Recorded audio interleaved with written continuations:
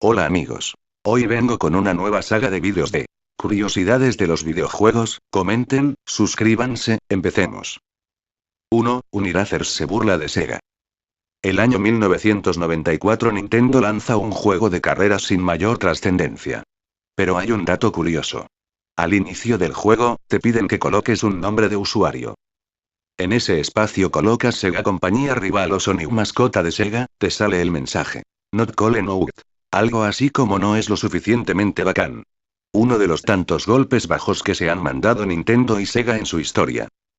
2. La relación entre Final Fight y Street Fighter. En Final Fight 2, casi al inicio de la fase en Hong Kong, hay una escena en la que aparece Chun-Li comiendo en un restaurante. Pero no es la única aparición de un personaje de Street Fighter en Final Fight 2. Cuando enfrentas al jefe Freddy en la fase de la base militar, en el fondo aparece un personaje muy parecido a Guile. Otra relación muy curiosa es que Mike Agar tiene los mismos movimientos que Zangief. Además, en Street Fighter 4, el traje alternativo de Zangief es idéntico al de Agar. Cabe mencionar que cuando salió Final Fight, a fines de los 80, algunas organizaciones feministas alzaron su voz de protesta porque los protagonistas se enfrentaban contra mujeres refiriéndose a Poison y Roxy. La explicación de Capcom fue tan clara como curiosa. Las chicas a las que se refieren son transexuales. Aunque para muchos aún quedan dudas. 3. La historia detrás de Lara Croft. La chica más hot del mundo de los videojuegos iba a ser un hombre. Así es. Inicialmente, el diseñador del juego, Toby Gard, tenía planeado hacer del protagonista de Tomb Raider una versión más cool de Indiana Jones. Sin embargo, la idea fue rechazada de plano. Entonces, decidió que el personaje debía llamarse Laura Cruz y con ese nombre se quedó durante gran parte en la etapa de desarrollo. Consideraban que el nombre no era muy internacional. Tal vez porque no estaba en inglés. Así que adaptaron el nombre y lo cambiaron por Lara Croft. 4. Juegos con olor. A finales de los 90 se implementó el sistema Scratch and Sniff Rasca y Huele, que servía para que los discos compactos tengan olor. Así, los desarrolladores decidieron adaptar esta tecnología en los videojuegos. El primero fue Gran Turismo 2 1998 de la PlayStation, que venía con un disco con olor a línea de Pix.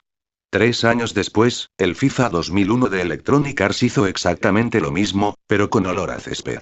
La iniciativa no pegó, y estos juegos pasaron a la historia como los únicos videojuegos olorosos. Bueno, algunos títulos apestan por lo malos que son, pero esa ya es otra historia. 5. El temido Polybius. En Estados Unidos hay una leyenda urbana muy interesante.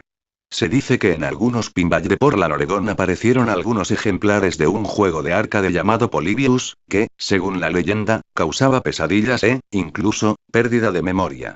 Se dice que el Polybius era un experimento del gobierno estadounidense para ser aplicado en oscuras operaciones. No se puede comprobar si la historia es cierta, pero la leyenda urbana fue parodiada en un episodio de Los Simpson.